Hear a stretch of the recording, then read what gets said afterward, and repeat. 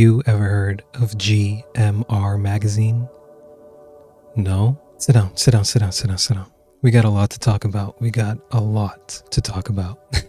This has to be one of the best, most underrated magazines ever made. And it's a shock to me that I had never heard of it before actually picking it up. And it kind of seems like a lot of other people don't really know about it as well, which is crazy. So basically, to give you the quick rundown, GMR, or Gaming Magazine Review, was serialized from, I want to say, February 2003 until February 2005, so exactly 2 years. And basically they were similar to like Game Informer.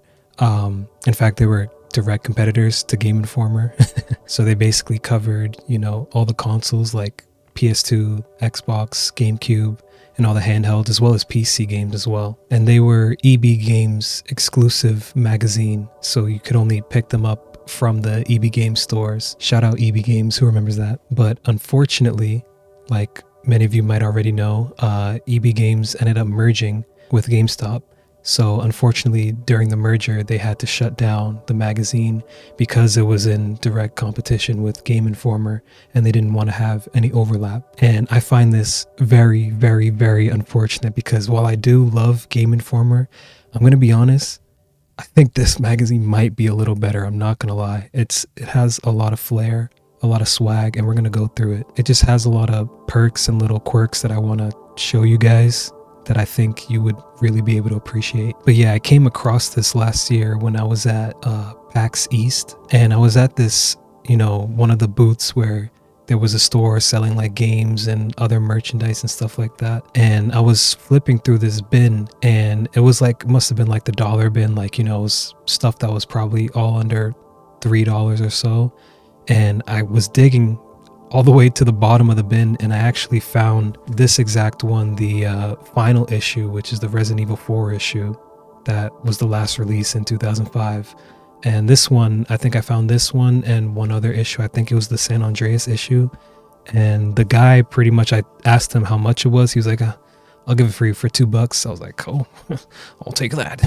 And honestly, I feel like $2 for what I got was an absolute steal, because this magazine is insane. And also, just to show you real quick, in that Resident Evil issue, I got this cool Final Fantasy 1 and 2 poster inside. So that's also part of the reason why I felt like it was a steal for the money. So this is also really sick. But yeah, after I got those 2 issues at PAX, I couldn't get enough. I had to get more. I had to find more. So I want to say about a month later, I actually searched on eBay to see if there was any more that people were selling, and I found someone who was selling, I want to say it was like 11 issues in a bundle, and I think I paid maybe like $40 total, which, depending on who you ask, them might be a lot, but I felt like it was worth it. And yeah, so all in all, there's 25 issues. So right now I have about 13. So, just over half, just about. And yeah, to get into it, man, this magazine, it has so much swag. Like, you can see on all of the covers that the cover art is really, really striking, and it really pops out. They use very good colors and composition, and a lot of the magazines at the time do. However, I feel like this one in particular kind of maintains that ethos throughout the magazine, where they have these really cool page design where everything kind of pops out at you, but is also very readable. Whereas I feel like other magazines, and this is just my personal opinion, I feel like other magazines like Game Informer, they're very cut and dry. They tend to be, especially in their writing style. But this magazine, I feel like it has an essence of flair and creativity, like creative freedom to it, that I feel like a lot of the other magazines didn't have. But yeah, all of the pages are very colorful, and they lay things out in a way that really highlights the writing without feeling like you're reading big long paragraphs, and it feels very readable and flowing, almost like you're reading like a comic. And each issue has a very nice flow and momentum to it. Even looking at all of the advertisements at the time, which I feel like is such a lost art, unfortunately. All the posters and cool, edgy adverts that have like these really bold, mysterious, edgy taglines. Even the advertisements in this era of, gaming and marketing really felt like a unique art form, and they were really good at capturing people's attention with striking images and as little words as possible. And so I think all of these elements really come together in a nice way to really highlight this era of gaming and just this time period. Like, this whole magazine really feels emblematic of the early and mid 2000s and the sense of creativity and style that was just like bursting at the seams at that time. And yeah, speaking of personality, this magazine really highlights all of their writers and staff. And at the beginning of every issue, they show a picture of each of the writers and staff members, all the people that contributed to making the magazine possible. And this magazine really puts them front and center and lets them have some creative freedom with how they like to write things, their own personal writing style, which I find very, very refreshing, even, 20 years later. And it's very clear that every single person who played a part in making this magazine really put their own creative flair and their own input into it, and it was valued by the whole team, whether that be review sections or personal opinion sections, or even the little joke game geezer at the end where they have like this old man role-playing angry like pretending to be angry about games and complaining and shit like that.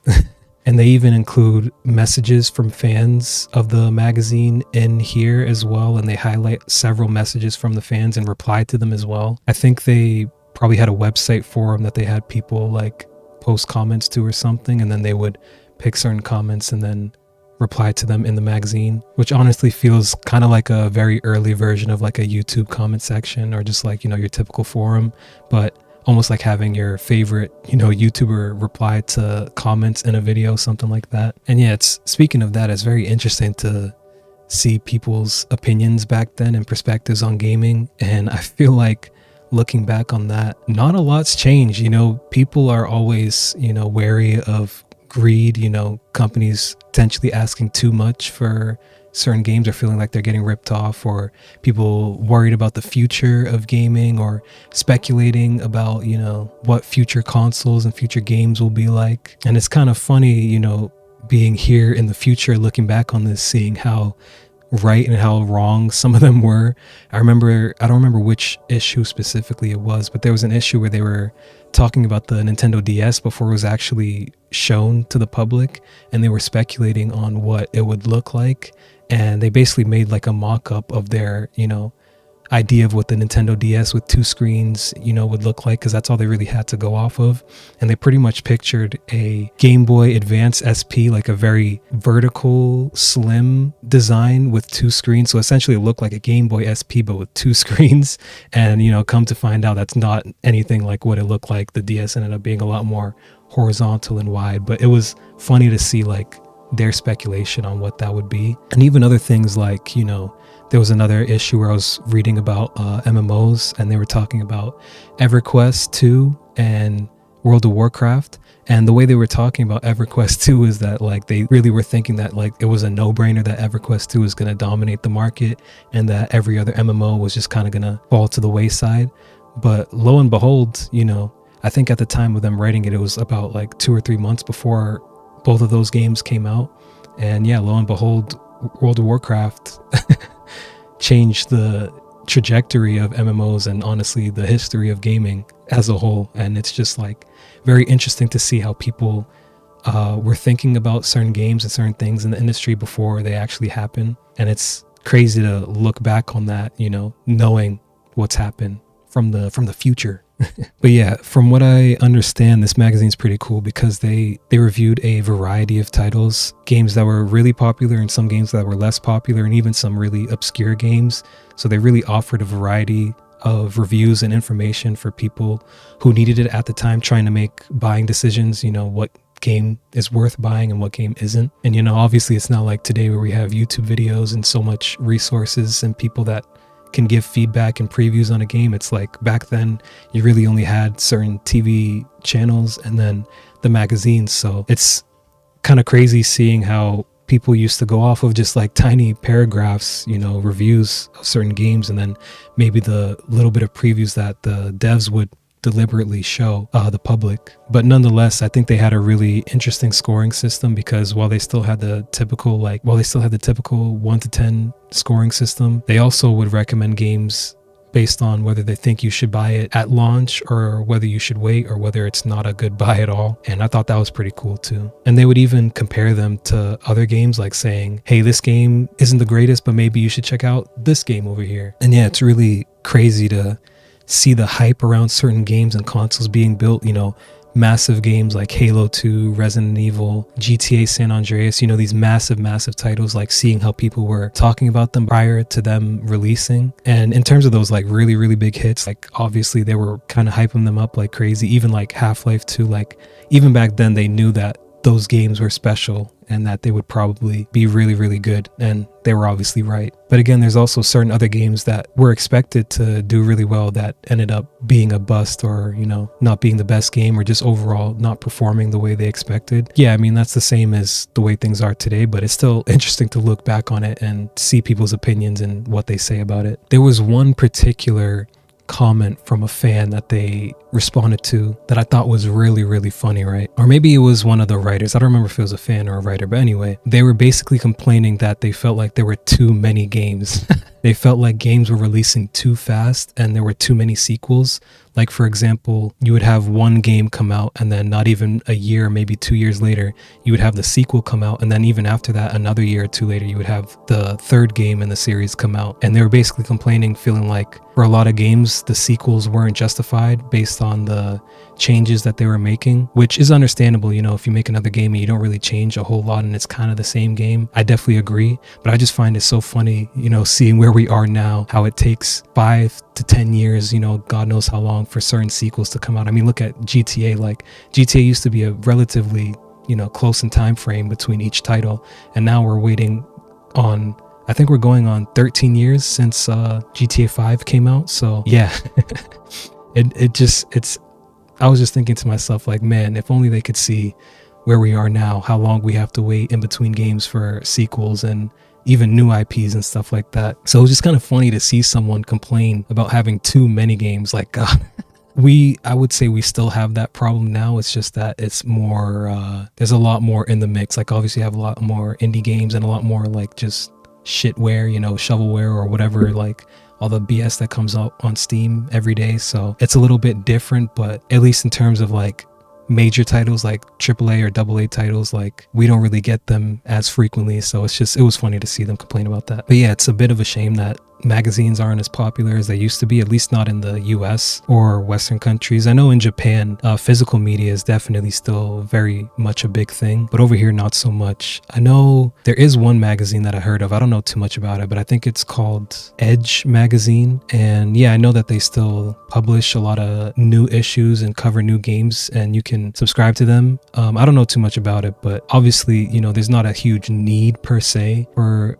magazines. And also here in the West, I feel like the only game stores we really have is Gamestop and maybe some mom and pop shops, and I don't really think that they really carry a lot of new current magazines anyway. So yeah, at least here in the West, I feel like magazines are definitely very much a dead thing. It's at least cool to see how much passion went into this magazine in particular. I feel like, this is me personally speaking, I feel like a lot of other magazines were a lot more cut and dry and didn't really have as much personality and flair and really let their staff shine in their writing. Like, even for example, real quick, I also one of the other magazines I got when I was at PAX was these Xbox magazines, and I picked them up because they had some cool covers.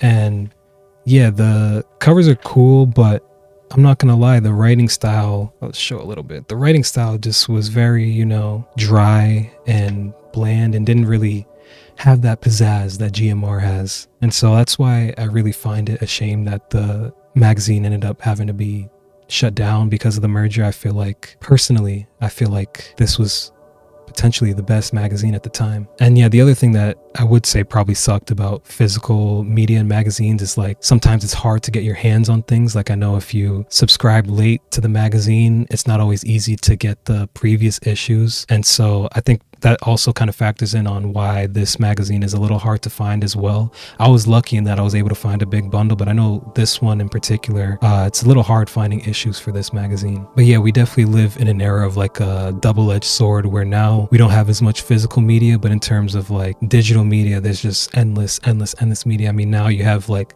content creators, hey there, people like myself making their own content and doing their own thing. And that's great because you can get a wide variety of different topics covered and different styles and different information and viewpoints. So, it's a double-edged sword, a blessing and a curse. But I think it's definitely still important to have physical media and to preserve the physical media that we do have. Honestly, just for the simple fact that it's something that you can very tangibly look back on and reflect on, and it really feels like a relic from the past. I feel like I'm holding a piece of history when I'm flipping through these pages, and it's just very, very, inspiring to see the people who's come before me and all the people who were passionate about the same thing that I'm passionate about, seeing how their, excitement took form, decades ago when I was just a wee lad.